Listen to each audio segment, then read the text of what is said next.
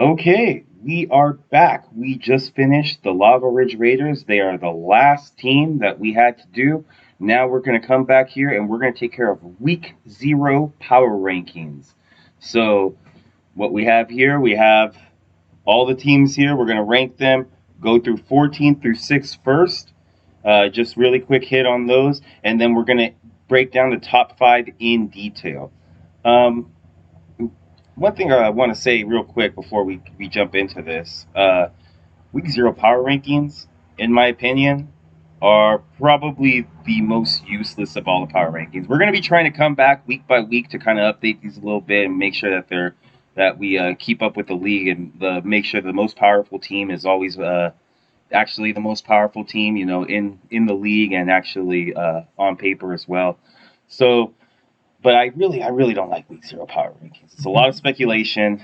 None of the games have been played, and it generally makes it so the two people who are doing it are just going to look wrong at the end of the year. We're going to go, we ranked this team low, and this team did really well. So kind of just That's puts us part in of the a fun of it. yeah puts us in a spot where you guys can just make fun of us later. Um, Also, before we get started with the power rankings, I want to give a big shout out to Ryan Sablev VGC from Doesn't Click, who created this graphic here. It's a beautiful way of breaking down all of the teams, grouping the Pokemon together by tier, going S all the way to the E's on the right. Uh, really thankful that he made this not just for us. He made this for the whole league, but we figured it was too good not to use. So thank you, Ryan. it's been a great tool, it really has. So with that being said, we will reveal the power rankings for week zero from 14 to 6. So, first thing you're going to see here, we're going to riff on, we're going to go through number 14, the Lava Ridge Raiders. Um, we talked about it in our analysis in the last video. We really like the top four picks. It was Gmax Venusaur, the Torkoal, the Dragalge, and then the Slowbro. We felt that the draft tended to just fall off after the Amoonguss, and after the Amoonguss pick, where it kind of just seemed like it was the same thing as the Venusaur. Um, and after that, the draft just seemed to fall apart. A lot of low tier mons. It's it's the epitome of a top heavy team. And I really think that it's going to take a little bit for them to figure out a way to get some wins. A little one dimensional too. It's kind of Yeah. just Trick Room Sun. That's it. Yeah. Next, the other C plus ranked team at coming in at number 13 is the Melee Mimikyus. This one, we felt a little bit similarly on their draft order. The beginning we really liked. The first three Pokemon listed here: the Gmax, Blastoise, Clefairy, and Durant. Those were actually their first three picks. Really, we really liked all of those together. Two great follow me users, and then Blastoise can also double as a sweeper now that it has access to Shell Smash. We ranked them lower as a C plus tier team, mostly because they didn't really keep up that same draft strength as they went along. They drafted Torracat next. We felt that they could have gotten Incineroar, especially since they were okay with grabbing another A tier, which ended up being Cobalion, which we felt was a little bit redundant, even though it is very powerful with the beat up stuff from Sneasel. It's fills a similar role to Durant, and then they continued on with trying to round out things with a trick room mode. Not the best trick room mode. Wigglytuff is a little bit fast to be the only trick room sweeper on the team. And then, of course, the Maractus, which we got to hear more about, that was pretty interesting, and another Intimidator in Krokorok for their D tier pick. After that, we go into the B minus teams, the Sky Pillars. The Sky Pillars picked Togekiss first overall. We really liked their first four picks. They went with a great Fire Water Grass score. They got the Gmax Rillaboom, probably one of the more powerful Pokemon. Actually, a good pair of S tier picks. Um, a lot of the stuff at first looked a little bit strange to us, like the Golurk, like the Boltund. Um, you know, and with sitting down and talking to them, they really give us a lot more insight on why they went and grabbed those picks. The goal lurk, we're really excited to see. They were telling us that there was some stuff they can do, but overall, it tended to be a little bit of a top heavy draft with some stuff kind of just tacked on at the end. The Milcery, the Rhyhorn, the Mawile, just all Pokemon that are probably not really going to see the light of day. And it's just really tough to grade a team that is so top heavy. As much as we love the top picks, Togekiss obviously a great pick, and then you combine that with a very good Firewater Grass score. As much as we love that, we just really would have wished that this team would have been more rounded out towards the bottom. And coming in at number 11, the other B minus ranked team is the SoCal Skarmories. They ended up with a core that we actually really liked. It not only does it look incredibly fun to play with, but it is also one of our favorite Dragon Fairy Steel cores, that being Gudra, Lucario, and two fairy types in Comfey and Mr. Mime. And that combination of four just gets better with Gmax Lapras. One of the biggest things that we dinged them on was picking Crocodile first in the draft, and then it seemed to us like their draft went in a completely different direction. It was a good direction because they grabbed all those other five Pokemon, which clearly look like they're going to work very well together. It just didn't seem to fit with Crocodile, and often your first pick is perhaps your most important. Um, so that was a little strange there. That they may end up being a little bit too reliant on self-hitting strategies. They might be uh, a little bit predictable in what they're wanting to do and how they're wanting to sweep. I'm curious about how they really want to match up against Trick Room. Um, but Steve and Googe also really they assured us that they have some plans for Crocodile. They think it's very versatile. I'm inclined to agree. It is a great Pokemon. It was just a little bit weird as a first pick, and then it was even weirder. We thought with the direction they took the team in. But if they're able to do what they want to do with this team, it's going to end up being really powerful, and there's going to be a lot of fun matches for them to watch. Definitely. Now, starting with the top 10, we have the Toronto Talonflames, our first B team. We really like this team. It looks really fun to play. It has some Sharna Escavalier mode that both Matt and I are really familiar with. But man, the lack of redirection just it really hurt. This team we felt was one or two pieces away from being a B plus A minus team. We love the Dragapult Colossal mode. Sylveon's a great fairy type.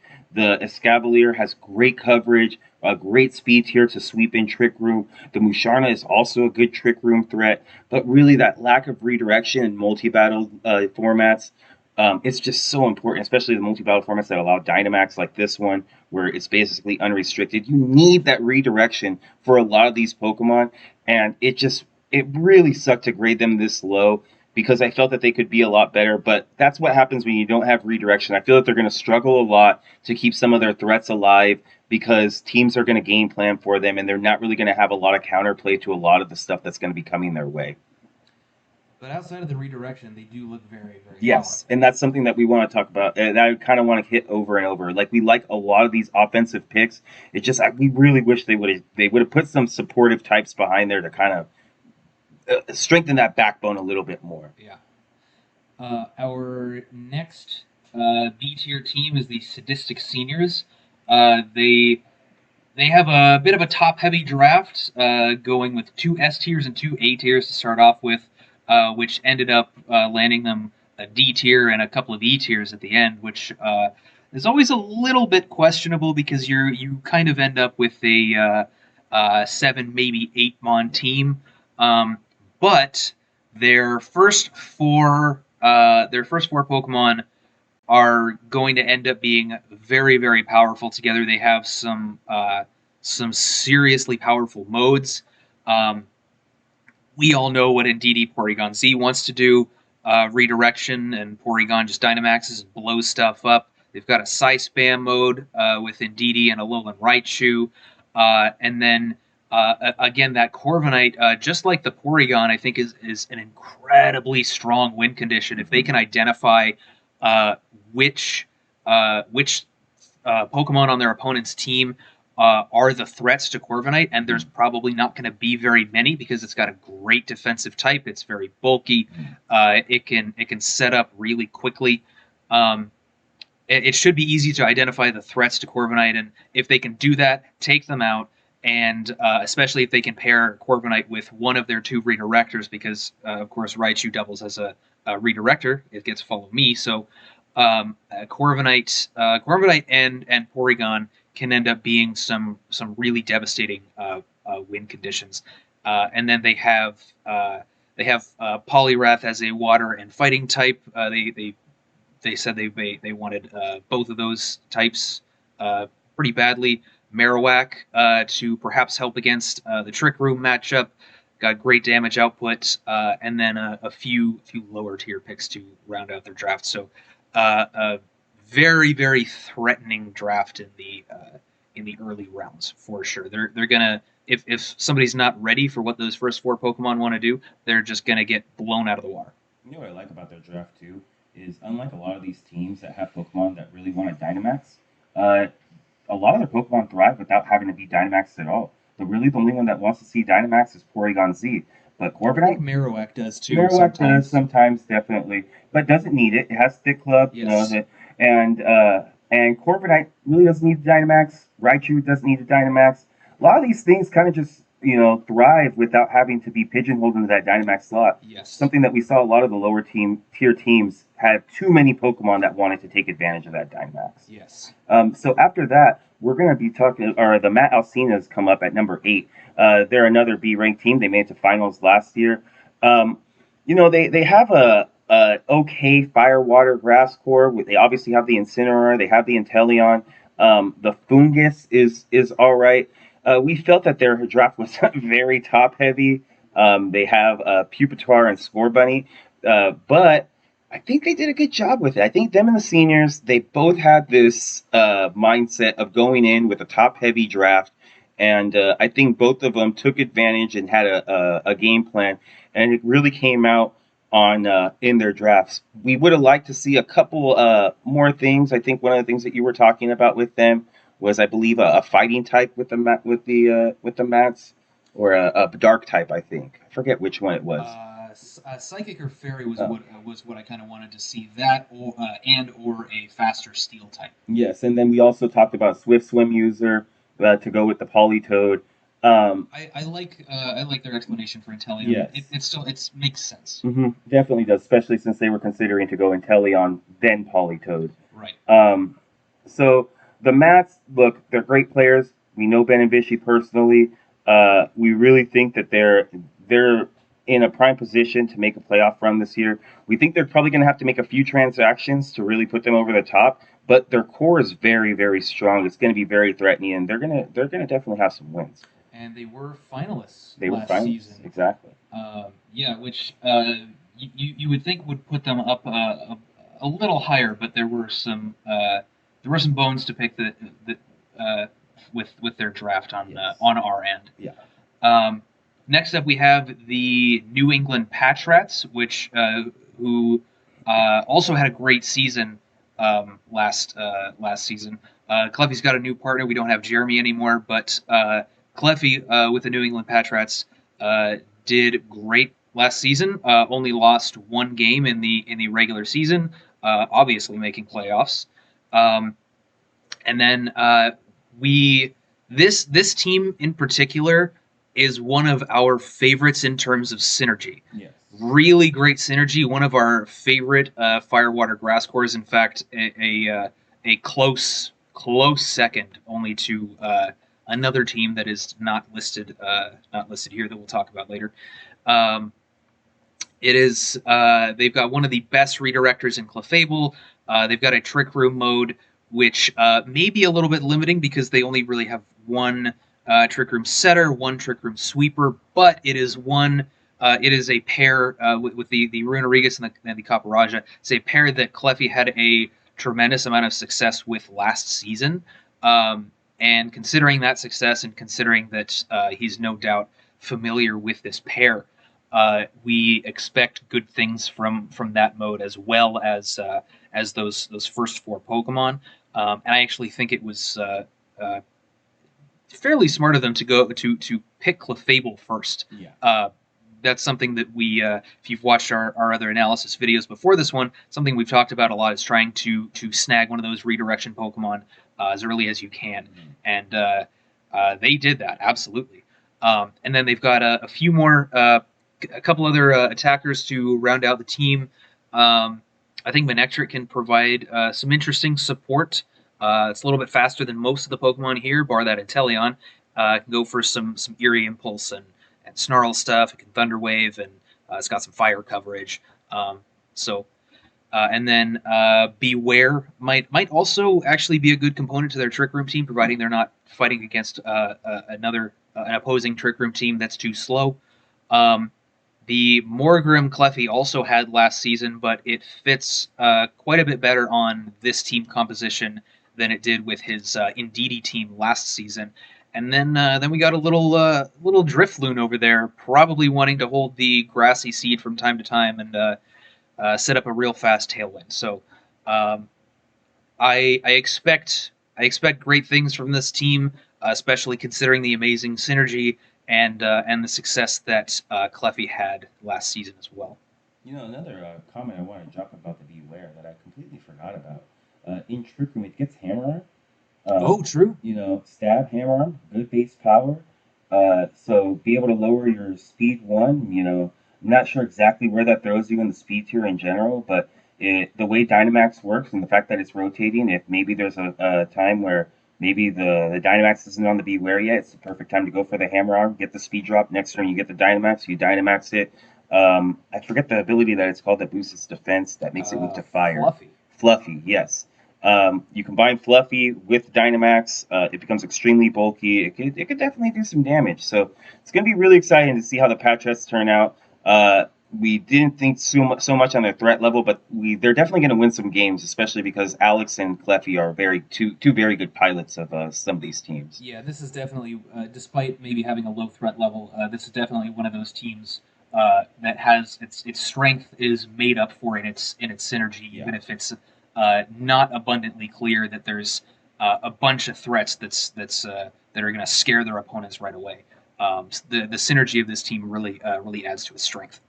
Right after that, I would actually say that there's a lot of differences in this one. Is the Russian assets? They kind of went the different way. They didn't go so much for like type synergy and they still have decent type synergy, which they do. But man, do they have threats on threats on threats. They are trying to end games and trying to end games early.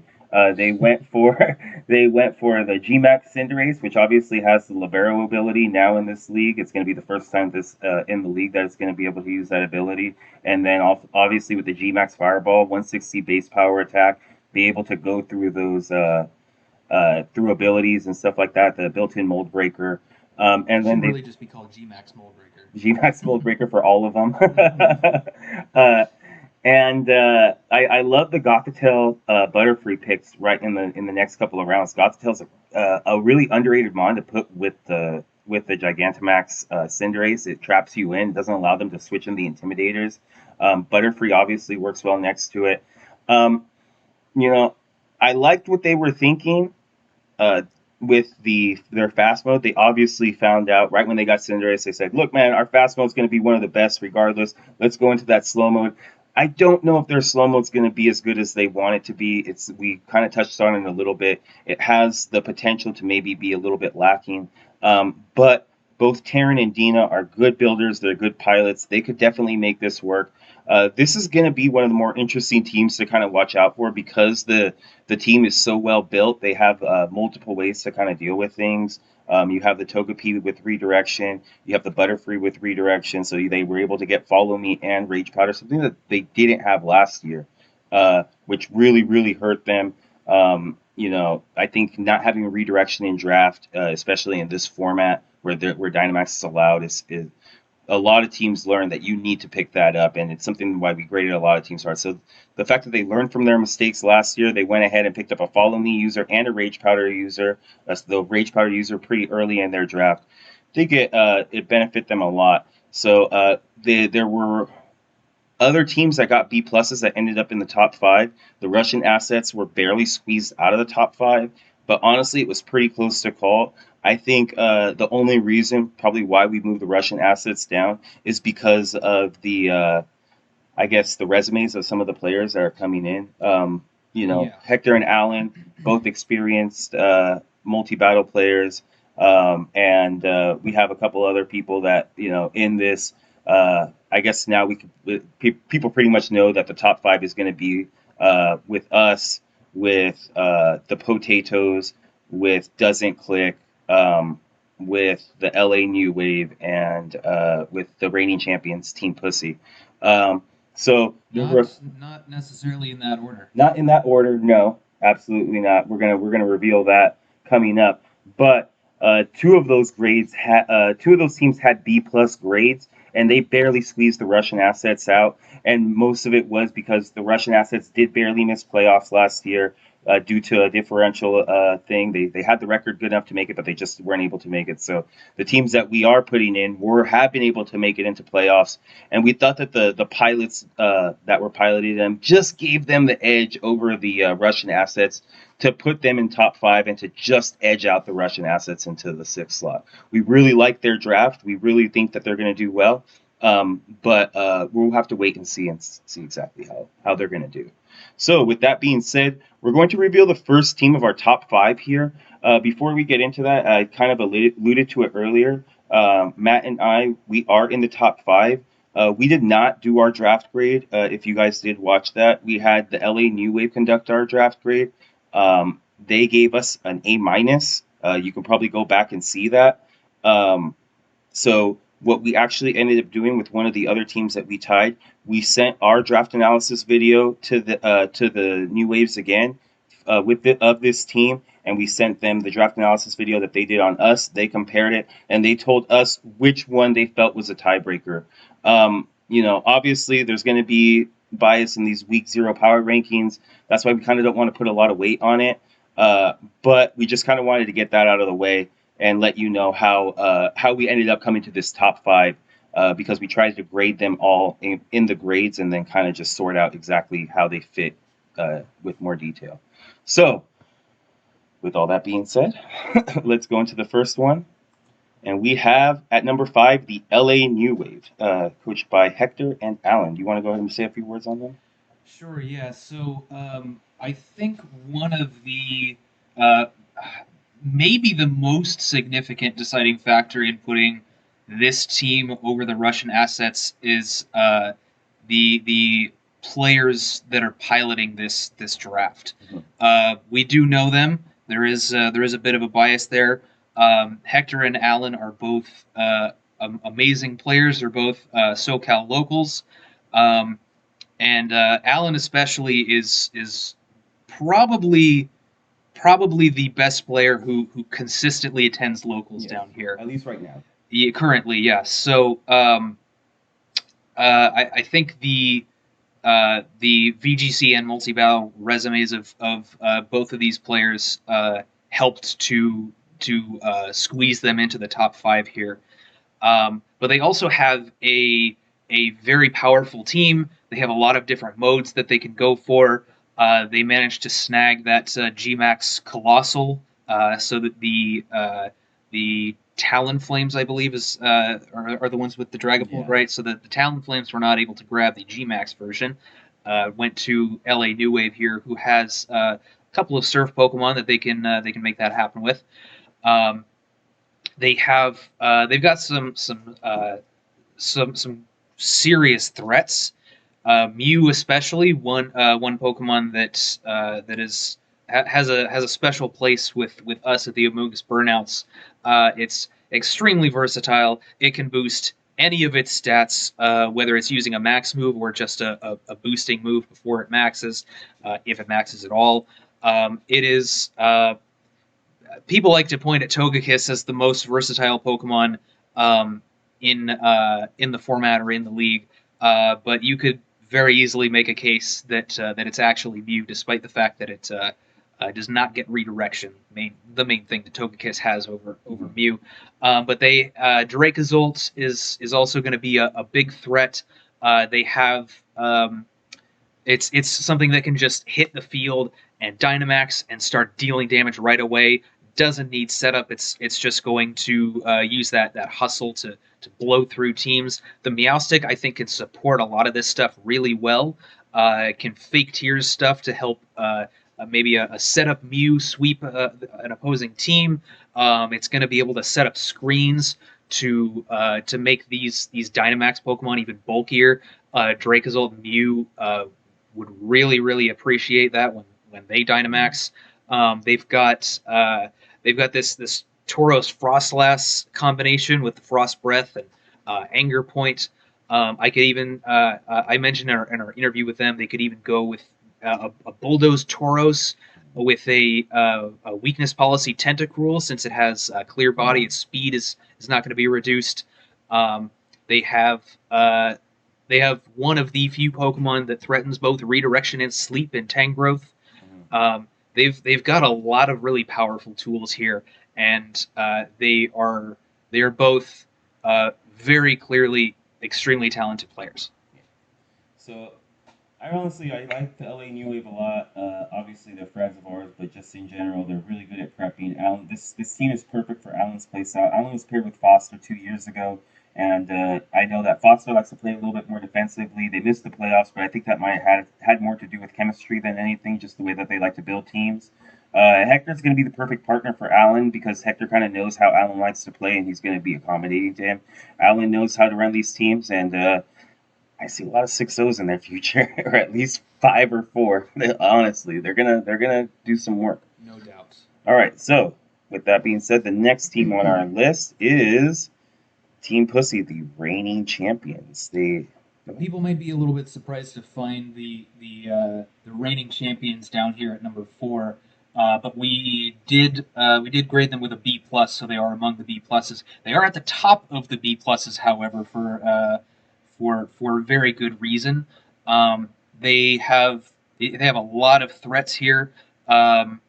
They did a few questionable things I found with their drafting strategy, but they are obviously 2 of the best players in the league by far. They consistently do very well, and of course they did well enough to win last season. That definitely has a lot to do with the fact that they're up here at the top of the B plus rated teams.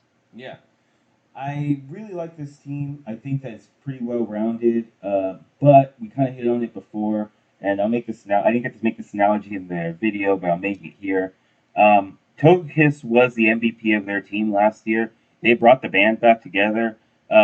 This feels like the Chicago Bulls coming back without Michael Jordan, and Scottie Pippen or Hatterene gets to be the number 1 option now. It's going to be interesting to see if Hatterene can take on the mantle of that number 1 option and being able to the ones that can put down most of the offense. Obviously, it topped the kill death ratio the kill death board last year, so it has the potential to do that. But Togekiss was the MVP. It's going to be very interesting how it's going to be without Togekiss there. But if anybody's going to be able to do it, we have absolute confidence that these 2 players are going to be able to do that. I mean, they're the reigning champs for a reason. They've always done really well. I don't believe they were on the same team the year before. I think Sevi was paired with John Mark the year before. Yeah. But either way, they're both good players. They both made the playoffs, I think, with their respective partners the years that they weren't together. So honestly, they're gonna have a good year, and they're gonna try and definitely make a case to repeat. So after this, we go into the A minuses. That brings us to the potatoes. The potatoes. I really like this draft. One of the things that kind of helped them out a lot. We've been in the league with Alyssa as long as our first year was the same year, which was 2 years ago. And one thing that we touched on during our analysis video of theirs is the first time they haven't taken a U tier in the very top of the draft. That has allowed them to really balance out their team. And man, did they do a really good job in doing that. They have a lot of different threats. They have a lot of different modes. Their sand, even though I called it budget sand in our analysis video, this isn't budget sand. You have Excadrill, you have a really solid sand setter in the Gigalith, the Togetic. It's great redirection, it has that flying typing, and then you throw in a good water and fighting type attacker with the Gmax Urshifu Rapid Strike. Um, I think the only thing that we kind of knocked him on was the type null. Yeah, I didn't like that pick at all. And the Alolan Executor too. Yeah, I mean, I don't really expect it, the type null to hit the field much. I like the Executor pick more than the type null for sure. I mean, type null is probably going to be a bit more useful than the Wooloo, but you know, this is Alyssa's team. There's got to be it's got to be a Wooloo on there, so that's okay with us. Yeah. The type null, I don't expect it to hit the field much. Even if it does, I don't really expect it to do much. We kind of went over that in our analysis of this team. But yeah, it's this team is really fantastic. I especially, since you were talking about sand, obviously Tyranitar, generally speaking, it's going to be better than Gigalith. But Gigalith is a great A tier Pokemon, especially when it's paired with Excadrill. It's a fantastic pair, and I love something that Tyranitar can't really do. I love that Gigalith doubles as a really strong and really slow Trick Room Pokemon. It's that 25 base speed is actually huge, outspeeding stuff like Hatterene and base 30s. Like I don't think anybody drafted Snorlax, but you know, Snorlax, Amoonguss, stuff like that. This team has, like you said, a lot of different modes, a lot of versatility. I think they kind of took some inspiration from their team name. You know, potatoes they're a very versatile food. You can boil them, smash them, stick them in a stew, and you can do all sorts of things with them. This team is just the same. You can do all sorts of things with this team. You can run sand. You can run a Trick Room mode.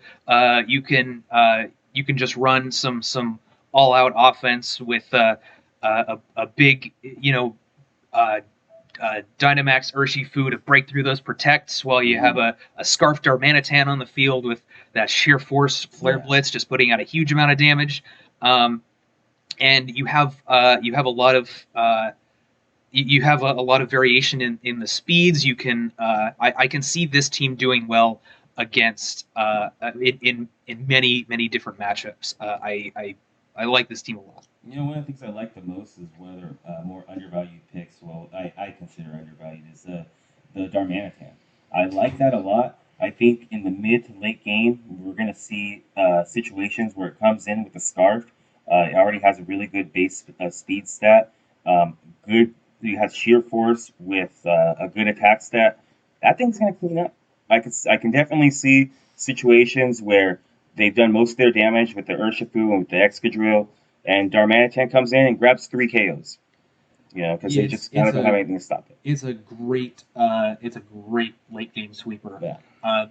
One of the only things I'm kind of worried about is how they might deal with water types. Yes. Water types are, Urshifu's not going to be able to hit him that great. It's got Thunder Punch, but low base power, not stab. Water types are obviously super effective against both of their sand Pokemon. It's gonna hit Darmanitan super effectively. So Executor, of course, being a Grass type, can help, but also water types. Pretty much every water type has access to an Ice type move that's just gonna destroy something like Executor. I do see that being a problem. But it's one of the very few issues we saw with this draft. Yeah. Overall, we really like it. This is a very, very powerful draft. We know that Alyssa and Henry are more than competent players. They are. I'd be shocked if they did not make playoffs this season. This is their year, honestly. Alyssa has always felt like she's on the precipice of breaking through from being a very good team to a great team. This feels like their year where they're going to really come out and they're going to be cement themselves as a great team. Yeah, especially because it's so well balanced now. Yeah. I think it's important, like you said, that there's no U tier Pokemon on the team this time. So it's going to be harder to prep for. You're not just gonna look at that Melmetal and go, all right, what are we doing against that thing? And then you beat it and you're kind of okay. Yeah, transform into it and beat it down, cause some flinches, and then all of a sudden you're winning games. That sounds like a decent strategy. So, with that being said, number 2 sounds biased, I know, but Once again, we'd like to reiterate, we did not place ourselves at number 2. We did not give ourselves an A minus. You can go back and look at the interview that we had, or the video where Hector and Alan of LA New Wave interviewed us. They were the ones who gave us all of these grades. The 2 A minus teams are us and the Potatoes. We contacted them and we asked them, which one of us do you think takes number 2? Which one takes number 3? And they decided to put us at number 2. So just to be completely clear, and our team with our team, we decided to go with a pretty balanced approach. We were second to last in the draft, and we had a few plans that involved some S tiers, but they all got snatched up right away, and we weren't too surprised about that. I mean, the Pokemon that we wanted were very high value, very sought after. So stuff like Dragapult, we were not surprised to see that go, and so we were okay with that. Once the first few picks happened, we kind of decided, all right, there's not really anything in S tier that we feel is worth picking up in place of a more balanced team with more A tiers. So we decided very early on in the draft, okay, we are just going with a big group of super solid A tiers to start off with, and I think we ended up doing that very well. We somehow have a Dragon Fairy Steel Core with only 2 Pokemon, although we do have an extra dragon down there at the bottom with Noivern. Duraludon and Grimmsnarl are going to work very well together. Great type synergy. Grimmsnarl is going to be able to provide fantastic support for Duraludon, although it is not entirely a support Pokemon. It's got a decently high base attack, so we clearly with Prankster and a lot of great status moves, we're going to be using it as a support Pokemon, but not all of the time. So it's a little bit more difficult to prep for compared to a lot of other Prankster users.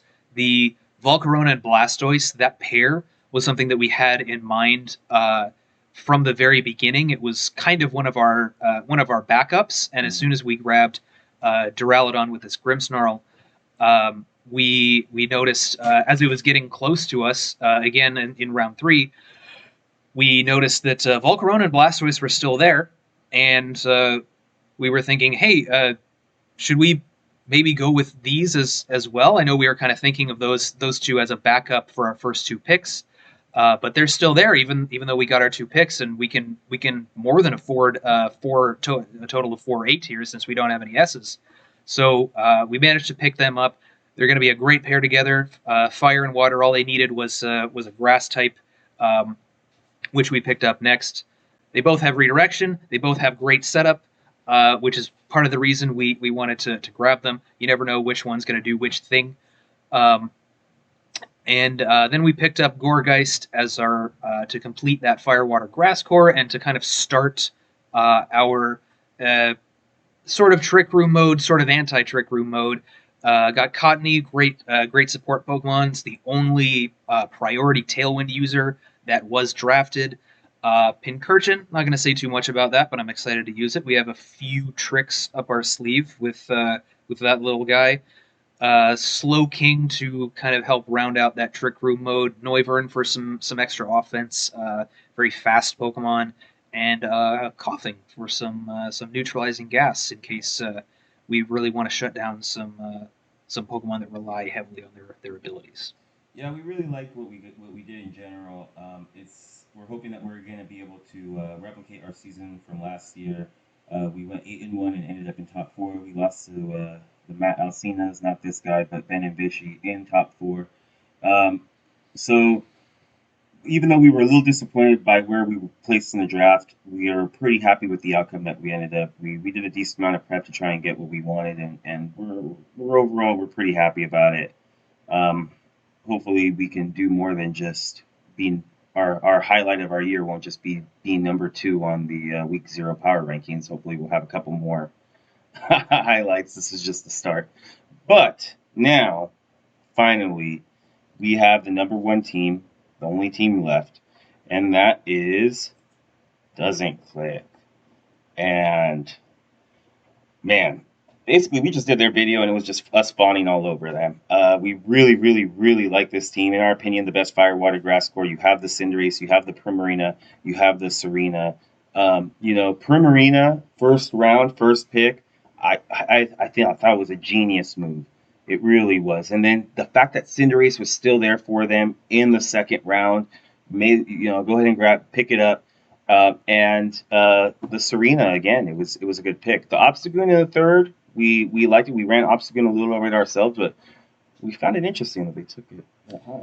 It was a little bit underwhelming when we used it. If I were them, I think I just would have taken Serena right away because this, like we alluded to when talking about the patch rats, our favorite firewater grass core happens to be in the top 5. It's right here. This Primarina, Cinderace, Serena.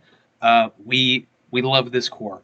Patch rats have a close second, but this one we decided was our favorite. It's really fantastic, especially with an electric type tacked on there. Especially one with Follow Me. That's going to be their redirection. So, but yeah, the Obstagoon. I'm interested to see what they want to do with it.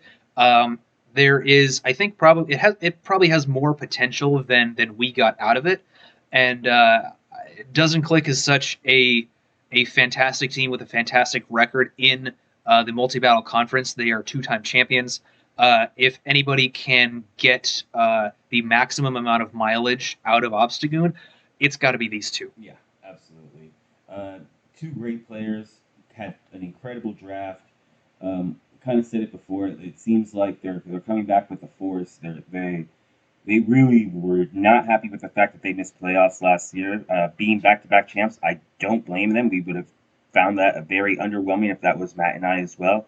They're coming with it this time. They're coming with it. The league should be scared. We're scared. Even with the number 2 team in quotes. We're not that scared because we don't have to play them. Oh yeah, that's right. Unless we see them in finals. We'll see them in finals. Yeah. But they really did a great job. Fiona also kind of dropped a little bit of knowledge on that Orbeetle. We're going to be really excited to see that. She said that there's some tricks in store for it. She claimed that it was going to be the MVP of the team. I'm still skeptical, but I hope she proves me wrong. With such a great draft, I find that hard to believe. But yeah. I mean, they're 2 really good players. It was kind of a no-brainer to put them here after looking through all the teams. Me and you separately looked at everything. We kind of, took these in, and it was a unanimous pick that Doesn't Click just had a fantastic draft. So it's going to be very exciting to see these 2 play. They're definitely primed for another championship run. Yeah, they're not missing playoffs this time. Not with this draft. Not with this draft. Yeah. They're just not. And we talked to Ryan on top of that, and Ryan seems hyper focused. He said that all he wants to do is just make playoffs. He wants to get in and try and get another championship under his belt. If they're locked in and laser focused with this draft, it's going to be really hard to beat Doesn't Click. That wraps up our power rankings for week 0. Before we go, we just wanted to go ahead and go over these one more time. We'll start from the top. I guess, we had 3A. The way that this broke down, I feel that it actually broke down pretty even, huh? More than we expected. Yeah. But yeah, we got Doesn't Click at the top, the only team that we gave an A tier ranking to. 2 and 3, the 2 A minus teams. That would be us in the second slot, Potatoes in number 3. We got Team Pussy topping the B plus teams, followed by Alan and Hector with LA New Wave, and Taryn and Dina of the Russian Assets. Topping the Bs, we have Cleffy and Alex with their amazing synergy on the New England Patch Rats. We got the Matt Alcinas, Ben and Vishy coming in number 8. The hyper-offensive Sadistic Seniors coming in 9th. Toronto Talon Flames in 10th. SoCal Skarmories. That team looks so fun. But sadly, they came in 11th. I'm looking to see them rise in the ranks. Yeah. They are our first B- team, followed by the Sky Pillars, the Melee Mimikyu, coming in number 13th at C+, and then rounding out the list at the bottom is the Lava Ridge Raiders, also at a C+. All right. So, really quick, we just wanted to thank everybody that came out and decided to interview with us. We had a great time making these. Great time interviewing. We had a lot of fun. Right there, just on the side, or at the top, I guess you could say, are the people that came out. So just a quick thank you to Snom, Cleffy and Alex, Zach and Marcus, Steve and Googe, Ben and Vishy, Fiona and Ryan, Hector and Alan, Dina and Taryn, Frat and Shannon. Thank you guys for taking time out of these last few days and coming in and just speaking with us for a little bit. It's been fantastic. Another really, really, really big shout out. This really can't be understated. To my girlfriend Dina. She has been the producer, the technical force behind this. All the slides, all the scheduling, getting this uploaded, figuring out how to work OBS and the capture card stuff. Designing the slides, designing the report cards. I mean, outside of sitting here in this seat and talking like a bunch of monkeys, she basically did everything. All we did was we kind of put our thoughts together on some of the teams and talked. Everything else was a labor of love by Dina. She did an incredible job with all of this. That's the reason why the quality, in our opinion, turned out to be so high. So big thanks to her. Another thing that we kind of want to hit on is we are going to be trying to do these power ranking videos weekly. I have a busy schedule. Matt has a busy schedule, but we're going to try and do our best to kind of make this time and go out and, make this league as fun as possible. Another thing that we would like to do, if you kind of stuck around for this long, is if you're one of the teams that has a really good week and has a really good match, we would love to get you in on some of these power ranking videos, talk to you a little bit, see how your game plan was, what you were expecting, kind of get a turn-by-turn analysis on how your game went. I think that really add a lot of dimension to these videos, and we want to showcase these players. We have so many great players in this league. I think it's really important that we showcase them. So absolutely, yes. Yeah. With that being said, anything that you wanted to add? I think that about does it. All right. It's been a long time. Thank you if you stuck around with us. You watched all these videos. We thank you from the bottom of our hearts. It was a labor of love, a lot of content. We love doing it though. We're looking so forward to this season. We cannot wait to get started. We cannot wait to see how everybody in the league turns out to play. From Matt, from myself, from Dina, goodbye. Thank you. We'll be seeing you next week for hopefully week 1 power ranking analysis. All right. Good luck to all players. Good luck to all you guys. You guys are going to need it when you guys go against the Amoongas Burnouts.